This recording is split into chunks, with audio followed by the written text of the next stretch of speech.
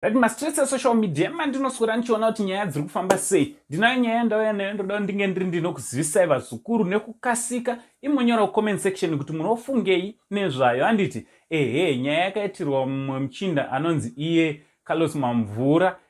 So chiteerera nsanda kudzivisai zvizere usati wasubscribe paSaint TV mukana uchiripo kuti ubaye subscribe button otena on your notification bell kuti pega patinouploada mavideos. Every time we upload new content, you'll be notified. Nchita zvekudi kwese kwamuri vazukuru vasekuru Saint. Iyi company inonzi yeJim Lee iri pachitungwizapo. Aiwa hande tino usina license enda iko kunodi enda unotora driver's license kubva provisional vanokuitisa zvese vazukuru aiwa vakomana vanogona basa zvavo ivava. So nyaya ndauya nayo vazukuru inyaya inosuwisa yemuchinda anonzi Carlos Mamvura uyo akasiiwa pamhene navatezvara mushure mekunge vatora mwanasikana wavo uyo ane makore naye vawanana. Vakamutora vakasiya vazukuru kureva kuti vakatora mwana wavo vakasiya Carlos Mamvura aine vana vake vakaita nemudzimai wake vanosvika ivo kuita 5 vashanu. Handiti nyaya iripo ndeyekuti vatezvara vari kuti aiwa wagarisa usina kuuya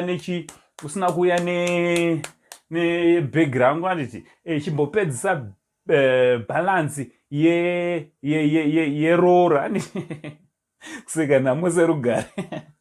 Vatezvara vari kudhimanda vatezvara vari kuda vari kuda ndai yavo. Handiti vari kuda bhegi ravo. So amene vazukuru munozviona sei kuti kana munhu asina kupedza kuroora makore nekufamba kwaanenge achiita, imi musatezvara mozoenda unotora mwana wenyu kuti aiwa ndatora mwana wangu chimbosara nevana vako umboona kuti haufa kana usiri kuda kupedzisa mari yangu. Iwo ukama mari here vazukuru kana kuti paya panoroora munhu akatombouya akabvisa something mwana wenyu kana akagara zvakanaka ukama unenge huri tori right. Handiti ameno hanisoda kuwanza kunyanyisa nokuti imi ndimi anatezvara uye ndimi varoora ndoti varoora ndimi wakwasha. inyaya yavakwasha naanatezvara ndimi wakwasha.